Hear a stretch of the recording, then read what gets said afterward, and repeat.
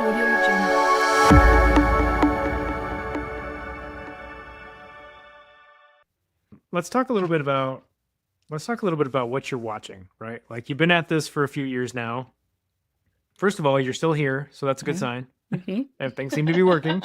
Um, what are you kind of watching? Like, what are you working on in your business? What's kind of keeping you energized these days? Yeah, and well, I see. Isn't this horrible? The first thought I went to are like, what are the fears that I have? Yeah, we Isn't that bad? That's what I'm watching. yeah, I'm watching the things I'm afraid of. That's not good. I need to change my attitude to that. But so that's where I'm going to start anyway.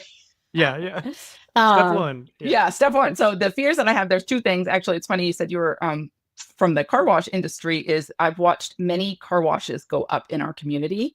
And we're a small rural living, right? And so these fancy new car washes, I was like, oh God, how many car washes can like I know there's a huge barrier to entry with these car washes. It's a large expense. And we're small rural. We don't have that many people who can afford it, but clearly they're coming here. And so that's one of the other I think protective factors I've had with the laundromat is like it's a huge barrier of entry. Like there's not that many people who will have the money to start a brand new fancy laundromat like we're seeing pop up in many of the cities.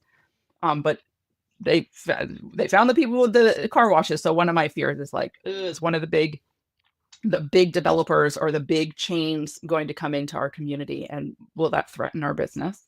So that's one thing I'm watching. And then what I'm watching right now in this economy, since we purchased the place, we started pickup and delivery, and we already had wash, dry, fold, drop off as part of the business, but we focused on it. Like we've been able to grow it by 150% or something. And I know everyone says that the laundromat industry is recession proof, but is pickup and delivery and wash, dry, fold recession proof? I don't know. So I'm watching those things closely. But those are really Yeah, I negative. think Those are my fears.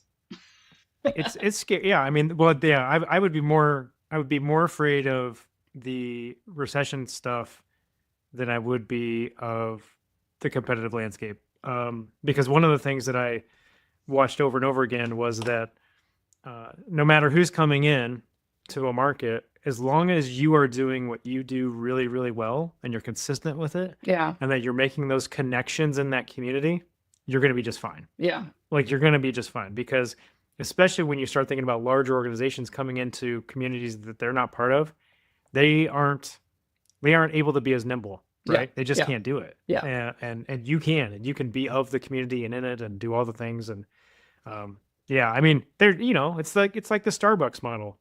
And Starbucks started popping up Starbucks everywhere. It drove increased coffee consumption throughout the United States. Yeah. I don't know if you could do that with laundry. I don't know if that maths or not. But I guess we might find out. Yeah. We might find out. Yeah. Yeah. I mean, I think Bangor, Well- Maine's probably low on the list for a lot of these large. I wasn't gonna say it. I'm glad that you said it. No, I'm it's true. glad you said it. Yeah. Although, I mean, Maine is one of my favorite places on this planet. I've only been twice, but it's on my list of places to get back to for sure. Well, there you go.